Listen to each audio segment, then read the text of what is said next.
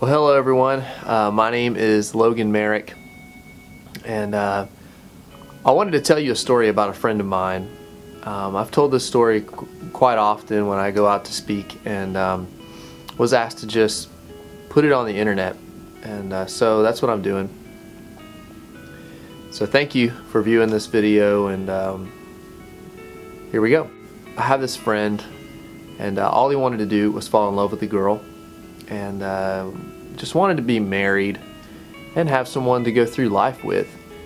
And that was his dream, was just to get married and work a job and work hard and take care of his wife. And then he found a girl and fell in love with her very quickly and got married very quickly. He looked at him and he was so happy, and he would say things like, you know, to her, "I'm gonna love you every day till you're more beautiful. So as we age, you only become more beautiful to me. I'm gonna love you that well." And he was the type of guy that all women deserve to be married to. And then they weren't married long, and maybe a month or so. And once they were married, he was just really excited. I mean, he wanted to do, he would write her love notes and, you know, buy her flowers, and he would do the dishes. And guys, if you're watching this, the best way to show your wife that you love her is by serving her and doing things like wash the dishes. So, I mean, he was just an awesome husband. He planned this getaway weekend. I mean, they had just gotten back from their honeymoon, and but he wanted to surprise her, continue to pursue her and love her. So he gets this weekend together, her favorite restaurant, her favorite hotel, and goes and buys her favorite flowers, and he gets off work early and he races home. And as he's driving up, he notices a car that's not his. And he goes in to the house and begins to make his way up the stairs, and sees articles of clothing that are not his, but they're male clothing. And his heart begins to race. And the whole time he's just going, "Please God, no, please, no, please, no." And he opens the door and he finds his new bride with another man. And now, I don't know about you, but this dude finds his wife with another man, somebody's going to prison, because there's going to be murder and a lot of blood. But not my buddy, new bride. And he said, "I don't know what I did to make you find love in another place, but I'm going to fix it. I'm going to do better. I'm going to love you better." So they start going to marriage counseling, and they only go twice before she looks at him on the way home after the second one, and she goes, "Look, I don't love you. You were just kind of a fling, and I'm sorry, but just stay away from me. Like, I really like this other guy, and I really love him. You were just a fling." And as you can imagine, my buddy was pretty heartbroken. So he gives her space. And this guy who she thinks she loves turns out to be a pimp, and he sells her to a brothel. Well, my friend finds out about it, and he sells everything he has. He sells his car, he sells his house, he sells everything. Literally, he has nothing left to his name, just one thing of clothes, really.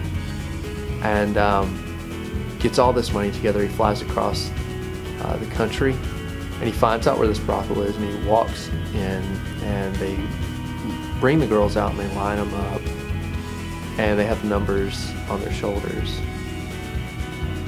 and they dare not say anything. She sees him, he sees her, but they dare not say anything for fear of both being killed at that moment. So the madam of the house says, "Which woman do you want?" And he says, "I want her." And he points to his wife, and she says, "Her? She's old and used up. We have much more younger, more beautiful girls here." He says, "No, I want her." And he reaches in his pocket and he says, $500,000 says I have her for the rest of her life.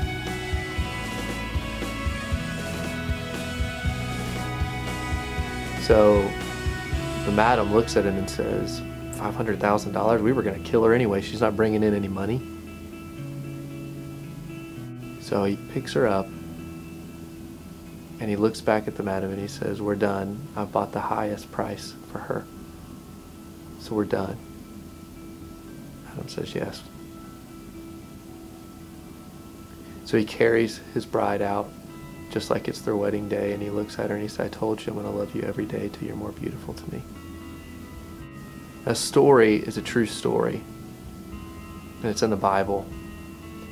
It's a modern day telling of Hosea. What does that have to do with you and me? Everything. Because we long and we whore after other things. We come into covenant with Jesus, a man who loves our soul more than anything, a God who loves us. And he chases after us, and he pursues us with a passion. And he says, I love you, I love you. I paid the highest price for you. He gave his life. And yet we long after other things. John Calvin, he says, our hearts are idol factories. We just pump out new ones. We love to worship other things but God. So let me ask you, what do you love more than Jesus? Was Jesus just a fling? Are you pushing him away constantly going, I just fell in love with you in camp because you gave me the feel goods? Or when I was a kid, or when I was in college, or whatever. What do you love more than Jesus? What have you pushed him away for? Will you come back to him? Because he loves you. Man, he loves you.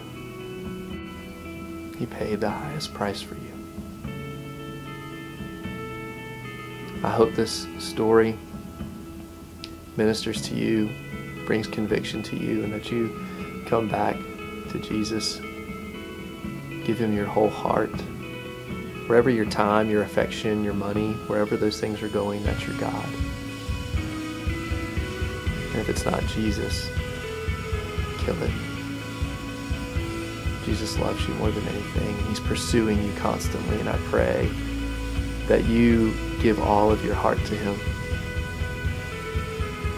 If you don't know him, would you do that? Will you just say, Jesus, I want to be yours? If you love me that much, that you gave your life, you came down, left your kingdom, took on flesh, and died a brutal death for me, I want that.